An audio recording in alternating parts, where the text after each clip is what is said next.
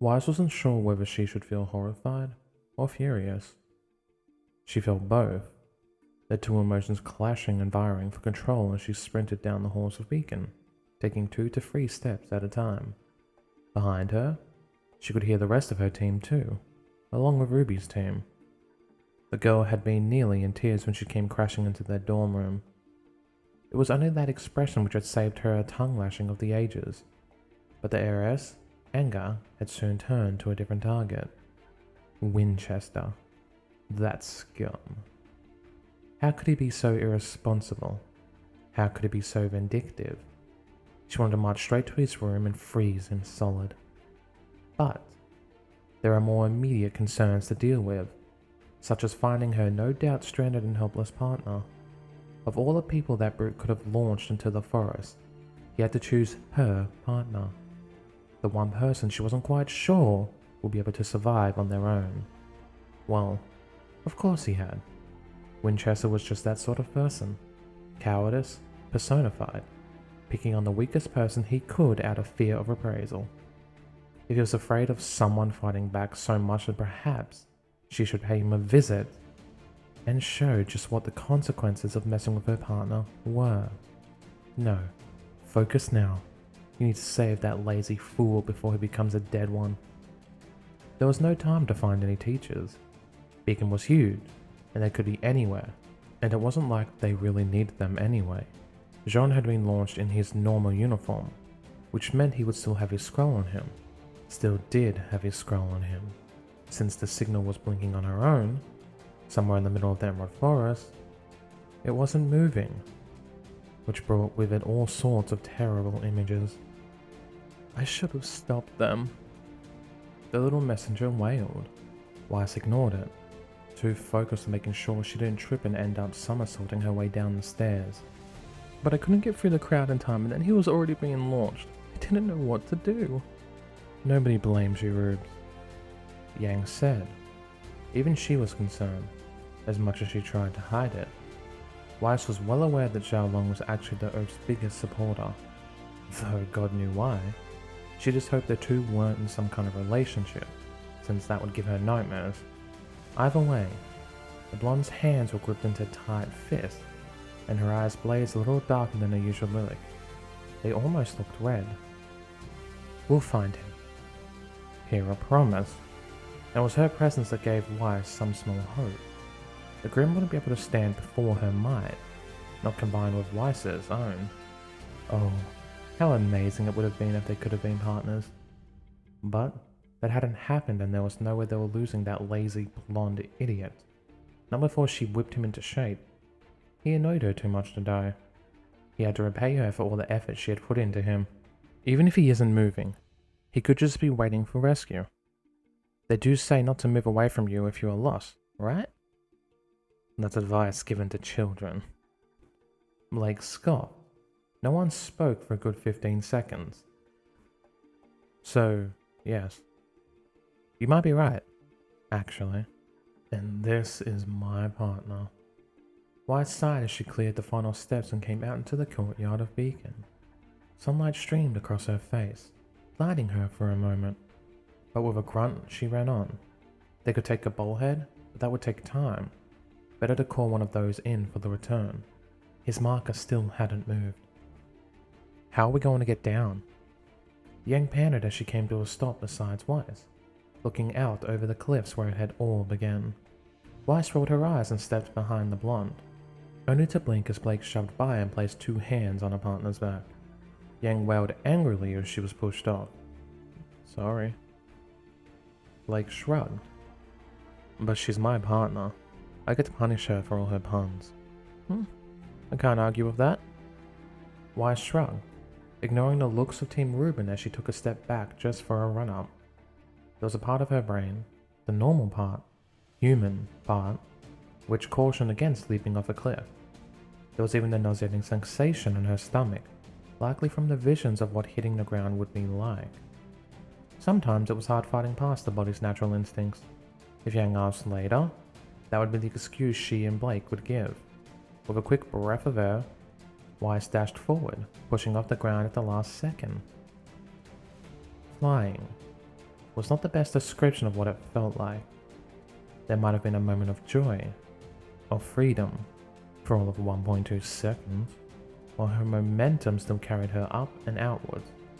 But all too soon did gravity exert its cruel hold on her, turning that velocity downwards and bringing the contents of her launch back up her windpipe.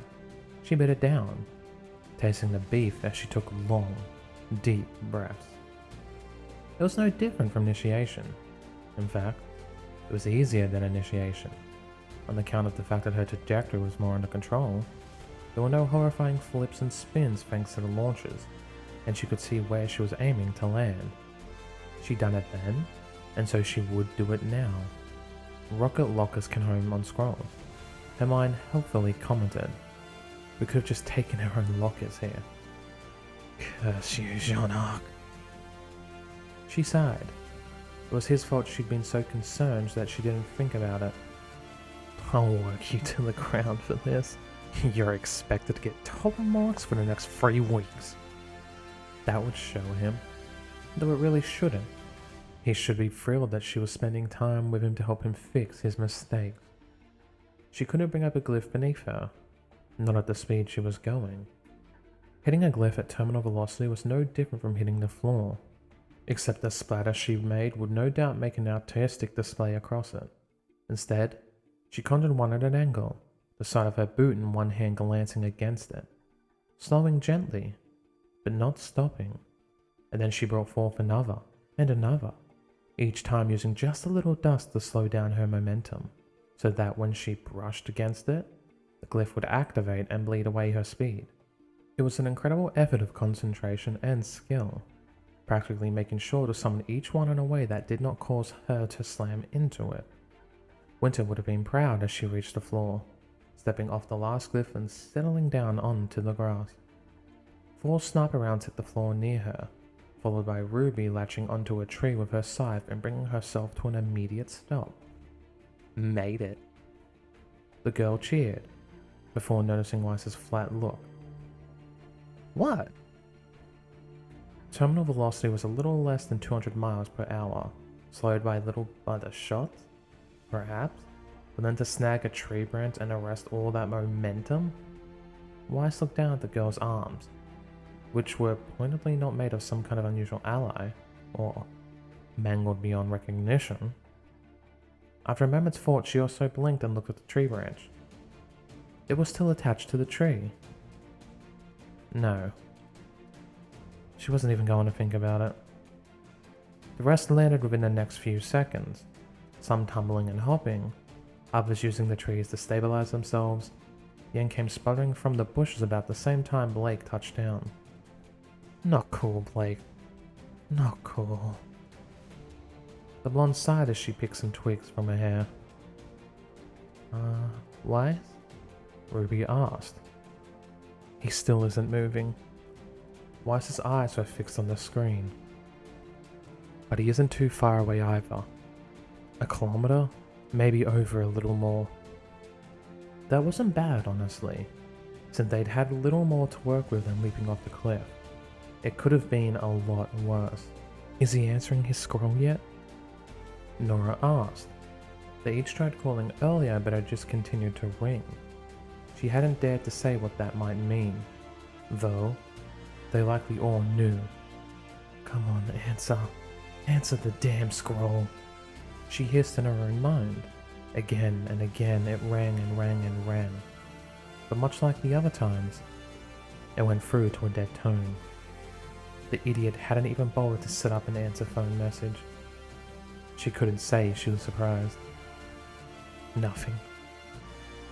She wanted to say something, to remove the somber expression from so many faces, but didn't know what there was to say. Everybody likely had the same thoughts in their minds. "I'll kill Winchester when I get back. I'll have him explode so quickly his head will spin." It took a few seconds of turning to pinpoint the exact location, but as soon as she started jogging, the others followed. "Where are all the Grimm?" Ran asked. Weiss's eyes narrowed at the question, as she suddenly realized his point. There really were no Grimm nearby, or at least none that they could hear or see. The forest was big, but during initiation, it'd all pretty much been attacked upon landing, so it seemed odd the area would be so empty. A lucky break for us, perhaps, Pyrrha said. If this area is relatively uninhabited, then it might mean Jaune is still safe. The taller girl looked towards Ruby as she said that, and they were all rewarded with the worried girl calming down somewhat. The younger girl really was terrified for him. Odd that he could make such a good friend when he barely speaks to her. That was more on Ruby's part than his, since he didn't put any real effort into befriending her. The rest of her team seemed uncertain around him, a mixture of criticism and awkwardness that even Weiss didn't miss. At least relations were better between the others, and things aren't so bad that they weren't willing to come with us to rescue him. So there's still hope yet. She'd have to put him for a public relations course as well, since it was apparently just another thing he was deficient in. We're getting closer. Their speed picked up, twigs and leaves battling against her face as she pushed yet another foot push. She could just make out the faint wisp of smoke drifting above the tree line before they dissipated into the atmosphere. It must have been the wreckage from the locker. Jaune! Ruby was the first to cry out as they burst into the clearing, her semblance granting her speed at that final moment. Weiss appeared a second later, pale eyes scanning the clearing before zooming in on her prey. No. They were too late. Fuck. Yang spat, and for once Weiss didn't feel the need to correct her words. Pyrrha whispered something, but she didn't hear it, instead walking forwards with her leaden feet towards the man. Slumped against the locker, his sword lay scant millimeters from his fingers, his scroll from the other. She could see dried blood crusted across his body, though some of it had cracked to fall down in a rain of flakes. He had tried to fight them off. That much was clear. Weiss swallowed, one step and then another as she approached her partner, before slowly kneeling down beside him. The grass was cool on her legs, yet she felt colder still. With a shaking hand, she reached out to touch his face, before her eyes narrowed. Weiss? Yang cried out in shock, as the hand rose and fell sharply, slamming into his chest as a fist. Jaune?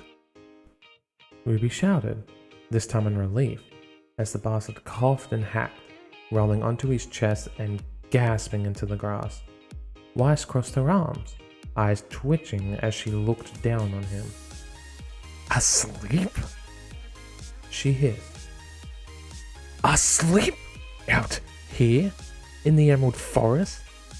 Do you have any common sense? No, don't answer that. We all know there's nothing between your ears. You, Jaune, are the most idiotic, insipid fool I have ever had the misfortune of dealing with. Why? He coughed. I was just sleeping? She interrupted, brow raised. Enjoying the fresh air of the forest? Skipping lessons? Skipping? He blinked. Wait, have we missed class? It's 2:30 now. Nora hopefully chimed in. So, yeah, we're going to Miss Professor Ford's class. Sweet. Not sweet. Weiss slapped the top of his head once more. And now we've missed that lesson too. Those should make sure the teachers knew that was Winchester's fault. But more than that, we thought you'd been killed by Grimm, or were trapped out here in agony, and we find you here sleeping? Do you have an excuse for that? Jaune coughed nervously as he looked to the rest of the teams for help. Weiss coughed dangerously at that, drawing his eyes back to her. She wasn't going to let him get away with distracting her this time. If I left the crash site, then you might not have been able to find me. Not good enough. She snapped, though in the background she could hear Blake sigh. You could have contacted us, or at least answered your scroll when we called you, unless... Were you attacked? You're covered in blood. Not that she could make out any injuries on him, and if there had been, then surely sleep would have been the last thing even on his mind. She hoped it would be anyway. How lazy could he be? Well, there was one Grim. He admitted. Did you kill it? Clearly it wasn't around, which meant that unless he found out his semblance was the ability to talk and convince Grim to go away, he must have. He scratched the back of his head, however, honestly looking embarrassed. Well, sort of? She raised one brow, waiting for his explanation. You see, this Beowulf came out of nowhere when I was climbing out of the locker. So I tried to hide inside it, and it came rushing at me, and I held my sword out. The others leaned in, while Weiss's eyes glowed with pride. It tripped on the ground and fell on top of my sword. Man, it just kept leading into the locker while I stood there. Then, well, it died. It tripped. Weiss added. Much like the Deathstalker. Ren also added for good measure. Not that she had missed that similarity. You think I'm lying? He looked from Ren to her, then back again. Why would I lie about killing a Grim? His eyes widened. Wait, yeah, the reason I didn't answer the scroll was because I was fighting like 50 Grim single-handedly, and I was cutting through them with ease, and when I heard my scroll ringing but thought that I couldn't... His words were cut off with a yelp as she knocked a fist atop his head, making him bite his tongue. You're an idiot. Weiss sighed. Perhaps there was some hidden relief behind it. No. She knew there was. She was relieved. That didn't mean she wasn't furious too. I will expect you to be capable of actually killing the next Grim yourself, and you'll suffer through the worst training imaginable for making us worry. You were worried? She didn't so much as twitch at his question, and if he was expecting a blush, then would be sorely disappointed. Instead, she brought her fist back down atop his head, and if she needed to hammer some common sense into him, then she was going to get started. You were worried? He laughed, and she hit harder on the next strike. And now I'm angry. Don't sound so pleased. Ow, ow. This is domestic abuse, and don't start with that. And don't think you've gotten out of repaying us for the lesson we missed. Hey, repay? But it's Port's lessons, you should be paying me. Ow! Ruby watched the two with an odd expression. Jaune seemed different somehow. More vocal or more just patient with Weiss.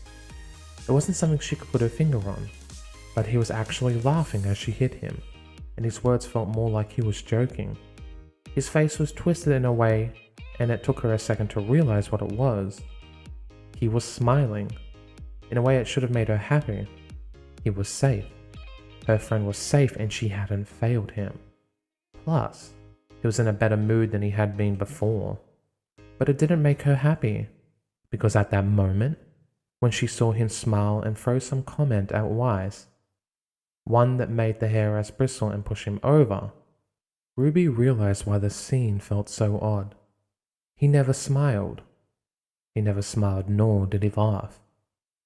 He made the motions, but it never seemed to reach his eyes, and that frightened her. Well, all's well that ends well. Yang chuckled as she fell back onto the mattress. After the hot and heavy day of running through the forest, the cool sheets felt divine. A shame their fearless leader couldn't enjoy it like they could. since he'd been consigned to the bathroom with a toothbrush and instructions that it was to sparkle when Weiss went to use the shower later. She could be cruel, but he totally deserved it for making them worry. Lucky break there wasn't many Grimm around, she thought to herself. Lucky for Jaune and lucky for Cardin. They made sure to tell Professor Port why they had missed his lesson. The large man had looked more serious than Yang had ever seen him, and assured them that Cardin wouldn't get off lightly. Still, I think we should have gone with Nora's idea though. Is it? Her partner asked from behind the cover of her latest book. Do you really think Winchester is going to let this blow over? Especially now that he's going to suffer through however many detention Ports gives him. He'll let it go if he knows what's best with him. Weiss hissed from across the room, flicking her hair back. Yang shot a grin towards Blake, but the other girl didn't seem to understand the message. Bah, she would learn eventually. It was funny how Weiss Cream would fall into the protective routine, especially since she'd pretty much hated Jaune, though they always did say friendship and hate weren't mutually exclusive. Then again, Weiss forcing her torture on him seemed to borne out some strange mixture of self-respect and pride. Whatever the case, it was funny as hell to watch. Yeah, you go, Mum. Defend Dad's honor. Yang cheered and threw a fist in the air, grinning when she heard the white-clad girl snare. Too easy. Well, while Daddy was off cleaning the bathroom, it looked like it was time to play some video games while she had the chance. Before Weiss caught wind and forced her to do some homework anyway. The one way she actually ends up acting like a mother, and it's the most annoying habit out there. And just my luck. Before she could actually start her game, a loud ringing began to echo around the room. The dull vanilla tone of a scroll call. Yang looked down at her own, before she glanced towards Blake. It's not me, the black-haired girl said. It's not mine either. Yang added for good measure. Weiss sighed and went up to Jaune's bed, picking something off the clothing strawn across the top. It's his? I suppose I'll just end the call. They can always call back.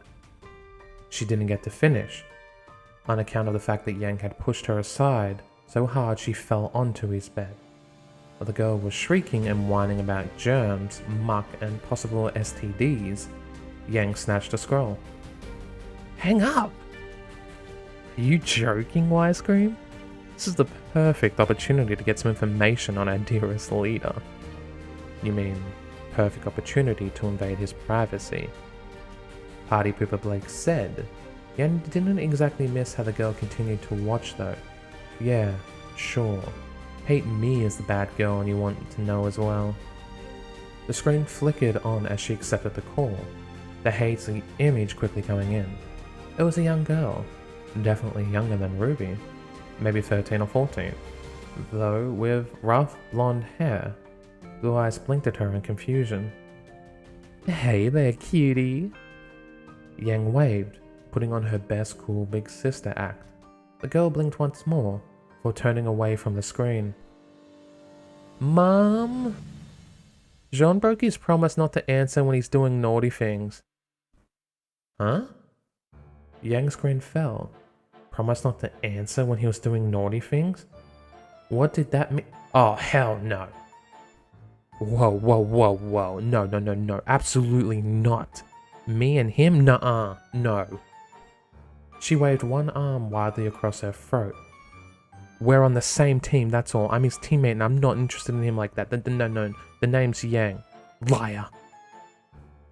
The girl accused. Every girl I know is interested in my big brother. Well, you can't have him. She pouted and snarled at the same time. Or rather, she tried to. Yang's big sister instincts were already raging, and then confused. Threatening expression was just too much. No, so cute. She cooed, and practically dashed over to Blake. The black-haired girl's eyes widened, right before the book was torn from her hand and the scroll pushed into her face. Oh, she's so precious. Oh, Blake, look. She's all my brother's the coolest and so cute. He is. The adorable girl insisted, driving Yang into further glee. It was like seeing little Ruby again, except blonde with blue eyes, and twice as cute because she was trying to sound scary and failing so bad. Jaune had a little tsundere sister. Yang would make this girl hers. Stop cooing at me. Stop it. Mum, Jaune's slutty teammate is making strange noises at me.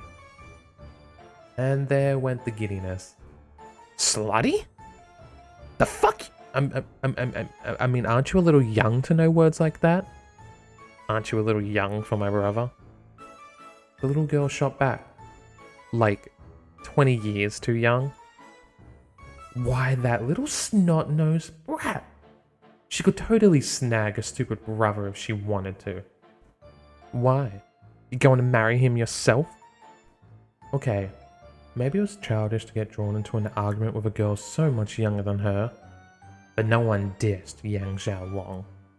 No one. Ew, no!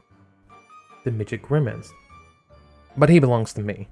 You're not allowed to steal him just because there's no guys as strong and cool and kind as him. Strong? Yang mouthed towards her teammates, who despite their criticisms were both listening in. Cool? Blake mouthed back. Kind? Okay. Talk about rose-tinted goggles. This girl was worse than Ruby. I still want her though. I can just imagine it now. It's not like I care about you or anything, big sis Yang. All the while she's blushing and rubbing her feet together. But he's going to leave you eventually, isn't he? Yang held up a finger to tell the others to be silent. I mean, when he finds a woman he wants to settle down with, he's not going to live with his little sister forever. But that's okay. I can be your new big sister. Yeah, he... The girl frowned for a second, before her eyes lit up. He already has a girlfriend here.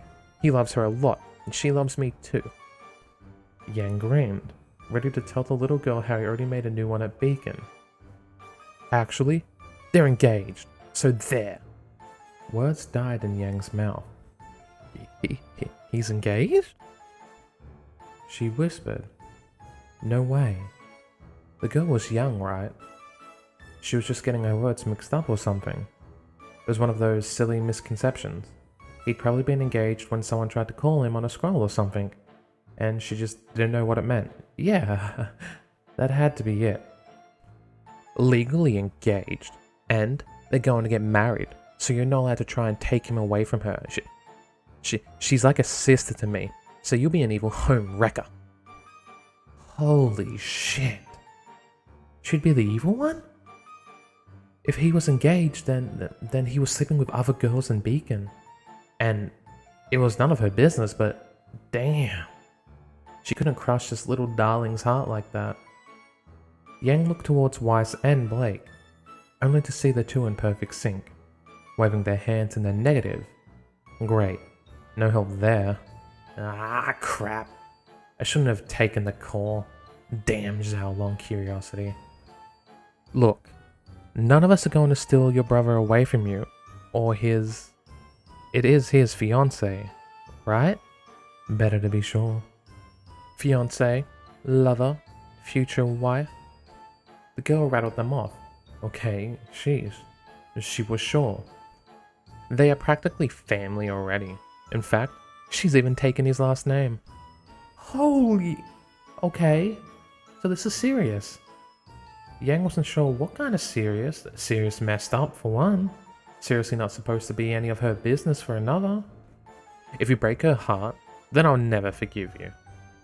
I get it. I get it. She was losing that cute factor awfully fast. What's your name anyway? I'm Yang. That's Blake. Blake didn't so much as wave, the grouch. And the white-haired girl is Jaune's teammate, Weiss. Might as well save them the misunderstanding there. And you can call me Big Sis. Big-breasted, medium breast, flat breast. The girl's eyes narrowed, though definitely not as thin as Weiss's did. You can cast a net as wide as you want. You're not going to seduce my brother away from Coral. They love each other. Coral, eh? Not a name she recognized, and thank the gods for that.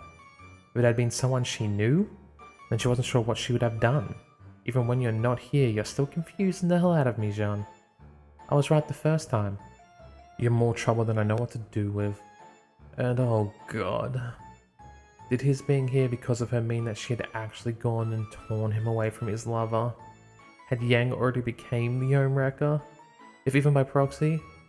What if it was her actions that had caused him to seek comfort in that girl? She started to feel dizzy. This is a disaster. Oh, and my name's Amber. Nice to meet you.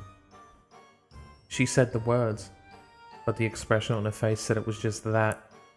Save me. Yang mouthed towards her teammates. Okay, enough of this. Weiss came to her rescue, something she wouldn't forget in a hurry. If Jaune overhears this, then he's going to be very upset that we are talking about him behind his back like this. She appealed to the girl's desire to not look bad in front of her brother. The sneaky girl. Yang approved. Why would Big Brother overhear? Is he there? He is cleaning the bathroom. Weiss answered. He had an accident in there the other day, so we've locked him inside and told him to clean it. Oh, then you don't have to worry. He sleeps really heavily. I think you misheard. Weiss frowned. I said he is cleaning our bathroom. It's an in-suite, so he could hear us talking if he listened. You said you locked him in the bathroom. The girl paused, waiting for Weiss to nod. And that you told him to clean it. Another pause. Another nod from Weiss. And you expect him to? I guess maybe you aren't trying to get to know him. Either that, or not doing a very good job at it. Weiss turned to Yang, eyes like chicks of ice. Excuse me. I shall be back in a moment. Yang winced as the girl stomped to her bed and picked up her weapon, right before she stomped over to the bathroom door. Yeah, right. Yang cringed as she heard the door slam open, only to cringe even harder when she heard the snores from within. I'll see you around, maybe, Amber? Yeah. Okay, bye, homewrecker. The girl waved. Tell Jaune I said I love him, and he needs to remember his promise to us. Sure, kid, bye. And he needs to call us. Right, bye. And it's my birthday coming up, so I wouldn't... The scroll died as she slammed her hand into the off button. Okay. Definitely not like Ruby. Mental note. If Blake's scroll ever goes off when she's in here, I'll throw it out the window and run. Jaune! Weiss roared. The sound was followed by a clash of metal on tile. Yang turned to Blake. Want to, visit the library while Mum and Dad sort this out? Blake's book closed with a snap. I thought you'd never ask.